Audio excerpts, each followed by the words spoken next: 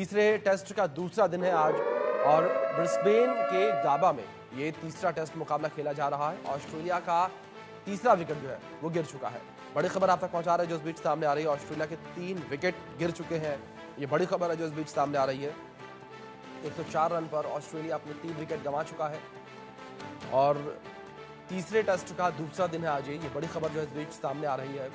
भारत और ऑस्ट्रेलिया के बीच मुकाबला जारी है और ब्रिस्बेन में ये मुकाबला खेला जा रहा है। गाबा के मैदान पर मुकाबला खेला जा रहा है। भारत और ऑस्ट्रेलिया के बीच ये मुकाबला है जहां पहला मुकाबला भारत ने जीता, दूसरा मुकाबला ऑस्ट्रेलिया ने जीता था और अब ये तीसरा मुकाबला निर्णायक मुकाबला जो है कहा जा रहा है। ये जानकारी सामने आ रही है मुकाबले को लेकर। 104 रन पर 3 विकेट ऑस्ट्रेलिया के फिलहाल जो मौजूदा स्कोर है दूसरे दिन का। इंडिया ने टॉस जीतकर पहले गेंदबाजी का फैसला किया था। भारत और ऑस्ट्रेलिया के बीच बॉर्डर गावस्कर ट्रॉफी के तीसरे टेस्ट मैच का रोमांच जारी है। खेल के पहले दिन टीम इंडिया ने टॉस जीतने के बाद पहले गेंदबाजी का फैसला किया था और ओवरकास्ट कंडीशन में कप्तान रोहित शर्मा ने बिल्कुल सही फैसला किया था, लेकिन बारिश ने खेल के मजे को किरकिरा कर दिया। दिन के पहले ही घंटे में बारिश शुरू हो गई थी और इसके बाद लगातार पानी बरसता रहा, जिसके कारण खेल शुरू नहीं हो पाया। ऐसे में पहले दिन के खेल को रद्द करना पड़ा। पहले दिन की बात की जाए तो सिर्फ 13.2 ओवर डाला जा सका और आज दूसरे दिन का खेल जारी है। तो आज दूसरे दिन का खेल जारी है। फिलहाल जो है ब्रेक जिस तरीके से हो रखा है और 104 रन पर 3 विकेट ऑस्ट्रेलिया अपने 3 विकेट जो है गंवा चुका है और दूसरी ओर बुमराह जो है वो बेहतर गेंदबाजी करते नजर आ रहे हैं। जिस तरीके से बुमराह का कहर देखने को मिला था पहले टेस्ट मुकाबले में भी, तो ऐसे में तीसरे टेस्ट मुकाबले में भी बुमराह का कहर देखने को मिल रहा है और तीसरा मुकाबला निर्णायक है। भारत की तरफ से पूरी कोशिश रहेगी कि भारत इस मुकाबले को जीते, इस मुकाबले में जीत हासिल करे और जल्दी से जल्दी ऑस्ट्रेलियाई टीम को समेट कर भारतीय टीम बल्लेबाजी के लिए उतरे। एक बड़ा स्कोर जो है स्कोर बोर्ड पर लगाए भारतीय बल्लेबाज। इस बीच हमारे स्पोर्ट्स एडिटर मनोज जोशी जी जुड़ गए हैं, सीधे उनका रुख करेंगे। मनोज जी, सबसे पहले जानकारी आपसे मैं यहाँ पर यही लेना चाहूंगा, जिस तरीके से फिलहाल ये मुकाबला आगे बढ़ रहा है, पहला दिन तो खराब हो गया कह सकते हैं, लेकिन फिलहाल की जो स्थिति है इस स्थिति को किस तरीके से देखते हैं आप? क्या आपको लगता है कि जो मुकाबला उसके परिणाम आएंगे? जी हाँ, बिल्कुल। आज जो दूसरा दिन है भारत के पक्ष में रहा है। 3 विकेट भारत ने चटकाए हैं और आज 29.4 ओवर की गेंदबाजी में 76 रन बने हैं और 3 विकेट गिरे हैं, जिसमें जसप्रीत बुमराह को 2 विकेट हासिल हुए, 1 विकेट नीतीश रेड्डी को हासिल हुआ। और जिस तरह से भारतीय गेंदबाज आज गेंदबाजी कर रहे हैं, मैं कहूंगा कि पहले दिन की तुलना में कहीं बेहतर गेंदबाजी, सही लेंथ, सही लाइन और खासकर आज आगे की तरफ जो है ना, आगे की लेंथ पर गेंदबाजी करने पर भारत ने ज्यादा अपना ध्यान केंद्रित किया, जिसका भारत को फायदा भी हुआ। जी बिल्कुल, जाहिर तौर पर भारत को इससे फायदा होता हुआ नजर आया। लेकिन मनोज जी, मैं आपसे समझना चाहूंगा, पहला मुकाबला जिस तरीके से भारत ने जीता, दूसरा मुकाबला भारत हार गया, ऑस्ट्रेलिया ने जीता, ये तीसरा निर्णायक मुकाबला है। इस मुकाबले को देखकर, मैदान को देखकर क्या लगता है आपको, कौन सी टीम जो है इस मुकाबले पर हावी होती नजर आएगी? देखिए, अभी शुरुआती दौर है, क्योंकि पहले दिन को तो आप गिने ही ना, क्योंकि पहले दिन तो ओवर भी बहुत 13-14 ओवर तक गेंदबाजी हुई है। तो अब यहाँ दूसरे दिन जिस तरह से भारतीय गेंदबाज चढ़कर गेंदबाजी कर रहे हैं, खासकर आज बेशक आकाशदीप को आज कोई विकेट नहीं मिला, उनकी गेंदबाजी भी बहुत सटीक लाइन लेंथ की गेंदबाजी थी। आगे खिलाया उन्होंने और ज्यादा से ज्यादा खिलाने की वो कोशिश करते हैं नई गेंद से। तो अब क्योंकि गेंद जितनी पुरानी होती जाएगी, सॉफ्ट होती जाएगी, रन बनाना थोड़ा सा आसान होता जाएगा। तो बेहतर यही है कि अभी, क्योंकि जो 3 विकेट जैसे गिरे हैं आज, उस्मान ख्वाजा आउट होने वाले पहले बल्लेबाज थे, जिस तरह से उनको आज आउट किया राउंड द विकेट आकर, और लगातार जो है वो फॉरवर्ड डिफेंसिव शॉट खेलने गए थे और समझ नहीं पाए गेंद को। एज लगा, तीनों एजेस लगे हैं, बाहरी किनारे लगे हैं, विकेट कीपर और स्लिप के फील्डर तैनात रहे हैं। मैक्सवीनी, जो कि जिन्हें चौथी बार, जो उनके तीसरे टेस्ट में चौथी बार जो है आउट किया जसप्रीत बुमराह ने, वो भी डिफेंस करने गए थे, हाफ डिफेंस थे, हाफ फॉरवर्ड होना चाहते थे और गेंद उनसे ज्यादा मुस्तैद निकली। इसी तरीके से लैबुशेन को आज नीतीश रेड्डी ने जो आउट किया, वो थोड़ी गेंद और आगे की तरफ उन्होंने खिलाई थी, आउटसाइड दी ऑफ स्टंप थे थी बॉल और ड्राइव करने गए थे और गेंद बल्ले का बाहरी किनारा लेती हुई स्लिप की दिशा में गई, जहां विराट कोहली ने आज अपना दूसरा कैच लपका। तो आज कुल मिलाकर गेंदबाजी बहुत आला दर्जे की हुई है। यही गेंदबाजी इसी स्तर की रही और ट्रेविस हेड को भारत ने अगर रोक लिया, और स्टीव स्मिथ, ये मत भूलिए, अभी क्रीज पर टिके हुए हैं, और इनको भी जल्दी उखाड़ना होगा, आउट करना होगा, क्योंकि ये बल्लेबाज जब एक बार क्रीज पर टिक जाता है तो बहुत लंबी पारी खेलते हैं। जी बिल्कुल। और दूसरी ओर जिस तरीके से मनोज जी विकेट गिरने का आपने जिक्र किया, 2 विकेट यहाँ पर उसमें योगदान विराट कोहली का भी रहा। जिस तरीके से विराट कोहली अपनी फील्डिंग के लिए काफी जाने जाते हैं, 2 कैच उन्होंने लपके। जी हाँ, बिल्कुल स्लिप पर वो एक अच्छे फील्डर हैं, और क्योंकि पहली स्लिप पर रोहित शर्मा खड़े होते हैं, दूसरी स्लिप पर विराट कोहली खड़े होते हैं, अच्छा पूर्वानुमान लगा लेते हैं, और एक जो उन्होंने ऊपर उछलते हुए जो कैच पकड़ा वो बहुत शानदार था।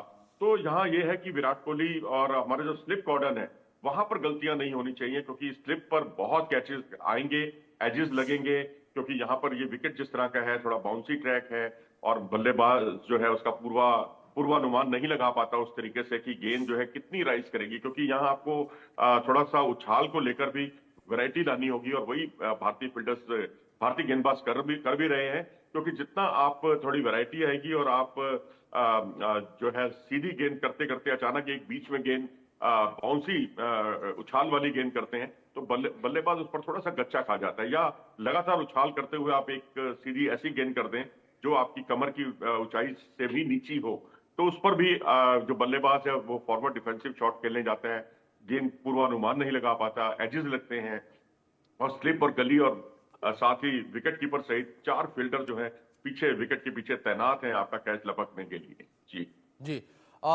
सर दूसरी ओर अगर गाबा के इस पिच को लेकर बात की जाए तो गाबा का मैदान क्या कुछ कहता है, किस तरीके से इसका इतिहास रहा है? देखिए, गाबा का मैदान जो है शुरू से ही बाउंसी ट्रैक रहा है, बहुत जी। तेज तर्रार रहा है, और यहाँ उछाल सबसे ज्यादा ऑस्ट्रेलिया के किसी भी वेन्यू पर अगर कहीं मिलता है तो वो गाबा नंबर 1 है। बेशक पर्थ की विकेट काफी तेज मानी जाती है, लेकिन गाबा उछाल के मामले में उससे भी ऊपर है। तो अब यहाँ सीम मूवमेंट भी है, क्योंकि सीम मूवमेंट अगर आप देखेंगे भारतीय खिलाड़ियों को कल की तुलना में ज्यादा मिली है आज, और यहाँ पर भारत ने, क्योंकि पिछली बार गाबा का गरुड़ तोड़ा था पिछली बार 2021 में, और उसके बाद वेस्टइंडीज ने भी भारत के पद चिन्हों पर चलते हुए ऑस्ट्रेलिया को शिकस्त दी थी। तो यहाँ पिछले 4 टेस्ट मैचों में 2 टेस्ट मैच हारा है ऑस्ट्रेलिया। तो ये ऑस्ट्रेलिया के लिए बड़ा चुनौतीपूर्ण जो है सफर है इस मैदान पर, लेकिन ये विकेट जो है उनके तीनों तेज गेंदबाजों को काफी सूट करती है।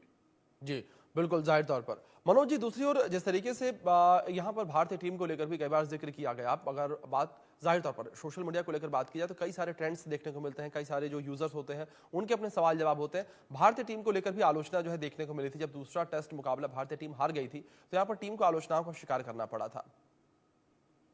जी बिल्कुल, उसकी वजह ये थी कि जो सिराज और ट्रेविस हेड के बीच में जो गर्मा गर्मी वाला जो माहौल था उसको लेकर सिराज बड़े अलोकप्रिय हो गए वहां पर एडिलेड में। लेकिन ठीक है, चलता है भाई क्रिकेट। आप पहले स्लेजिंग करने के मामले में ऑस्ट्रेलियंस भी पीछे नहीं थे, ये तो भला हो आईपीएल का और भला हो हाल में भारत के प्रदर्शन का, जिसकी वजह से वो स्लेजिंग कम हुई है। अब बल्कि भारतीय खिलाड़ी ज्यादा स्लेज करने लगे हैं, और मिचेल स्टार्क और जैसे अब अभी हमने जिक्र किया सिराज और हेड का, ऐसे ही यशस्वी जायसवाल और मिचेल स्टार्क, इनके बीच में भी माहौल बड़ा अच्छा लगता है जब वो उनको गेंदबाजी करते हैं। और पीछे तो उनको यहां तक उन्होंने कह दिया था पर्थ में कि भैया आपकी बॉल बहुत धीमी आ रही है, बहुत थोड़ा बॉल और जोर लगाइए, और उससे मैं समझता हूँ एक तरह से उन्होंने उनको उकसा दिया मिचेल स्टार्क को। और वो दूसरे टेस्ट में उन्होंने बहुत ही शानदार गेंदबाजी की, निर्णायक साबित हुए अपनी टीम के लिए, अपनी टीम की जीत में उन्होंने बहुत बड़ी महत्वपूर्ण भूमिका निभाई। तो अब यहाँ जो राइवलरी है ना इंडिया और ऑस्ट्रेलिया की, वो साफ तौर पर दिखाई दे रही है, और ये राइवलरी मैं समझता हूँ कि क्रिकेट के रोमांच को कई गुना आगे बढ़ा देती है। बिल्कुल। और दूसरी ओर मनोज जी, जो जोड़ी है स्टीव स्मिथ और टार्विस हेड की, उसको लेकर बात की जाए, ये जोड़ी फिलहाल जो मैदान पर टिकी हुई है, मुकाबला खेल रही है इस वक्त, इस जोड़ी से भारतीय गेंदबाज और भारतीय टीम और भारतीय प्रशंसक जो है कितना घबराए? देखिए, दोनों बहुत प्रतिभाशाली हैं, ये दोनों, ये हमें नहीं भूलना चाहिए कि जो WTC का जो फाइनल था, इन्हीं दोनों खिलाड़ियों ने सेंचुरी बनाकर भारत को जीतने नहीं दिया था वो फाइनल मुकाबला।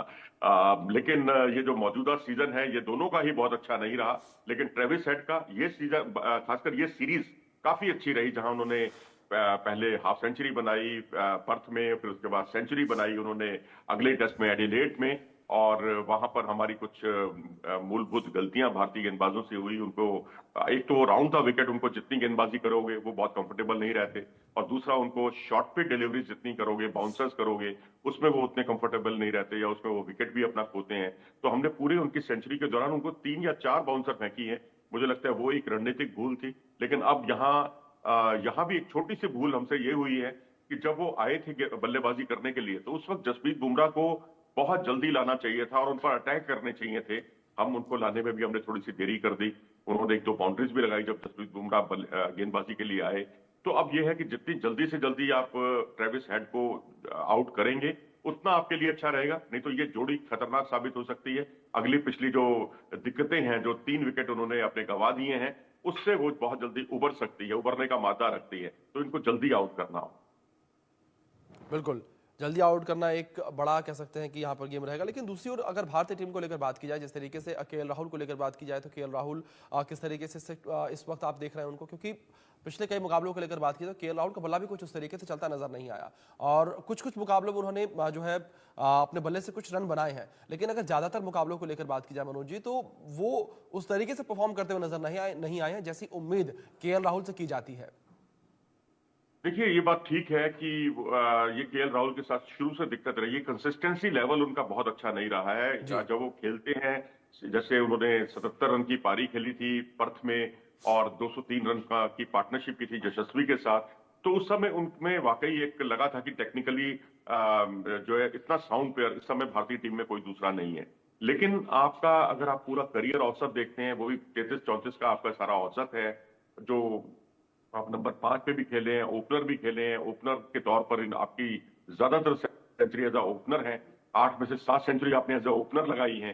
तो आपका एवरेज काफी ऊपर होना चाहिए। कंसिस्टेंसी लेवल में थोड़ा सा मुझे लगता है ध्यान देने की जरूरत है, जहां एकाग्रता टूटती है। क्योंकि आउट होने के लिए आपके लिए एक गेंद काफी होती है। आप चाहे कितने भी टेक्निकली साउंड प्लेयर हो, कितना ही आप बड़ी पारी खेलने का मादा रखते हो, लेकिन अगर एक गेंद आपको उस पर कैसे आपको निकलना है, कैसे बचना है, वो कला में थोड़ा सा और निपुणता की जरूरत है। इसीलिए उनका कंसिस्टेंसी लेवल वैसा नहीं हुआ जैसा कि उनमें कैलिबर है। जी, और दूसरी ओर मनोज जी, एक चर्चित नाम, बड़ा नाम रोहित शर्मा, जिसको लेकर लगातार चर्चाएं हो रही हैं और उनके परफॉर्मेंस को लेकर लगातार चर्चाएं हो रही हैं।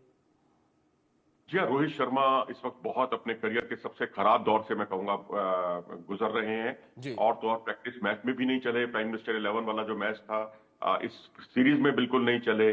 और तो और इससे पहले जो न्यूजीलैंड के खिलाफ सीरीज थी, वहां भी उनका फ्लॉप शो था।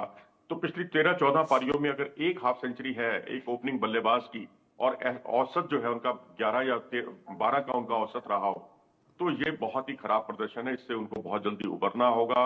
और जो मूवमेंट है, शुरुआती मूवमेंट, उसी से बचने के लिए वो मिडिल ऑर्डर में आजकल उतरने लगे हैं। लेकिन मिडिल ऑर्डर में भी अभी तक उनकी दाल नहीं गली। तो मुझे लगता है कि अब थोड़ा सा वो दबकर ना खेलें, नेचुरल गेम खेलें। क्योंकि जितना वो दबकर खेलेंगे, रोककर खेलेंगे, फॉरवर्ड डिफेंसिव शॉट या बैकफुट पर जाकर डिफेंस करेंगे, जैसे कि पिछली बार वो फंसे भी थे बैकफुट डिफेंस पर, तो मुझे लगता है अपना नेचुरल गेम खेलेंगे तो उतना वो रन भी बनाएंगे, उनके बल्ले से रन बनेंगे और उनमें कॉन्फिडेंस भी आएगा।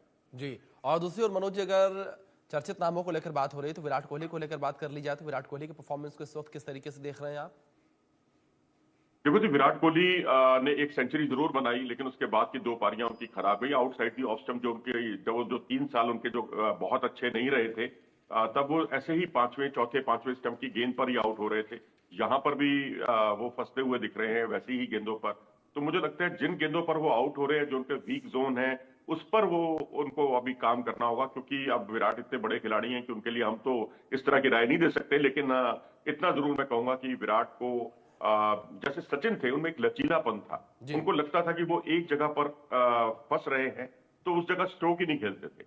लेकिन विराट हमेशा अपने आप को ये सही साबित करने में लगे रहते हैं कि मैं यहां फंस रहा हूं तो यहां मेरे अंदर कैलिबर है और मैं इसको और अच्छे तरीके से यहां पर अपनी गलती से उभरूंगा।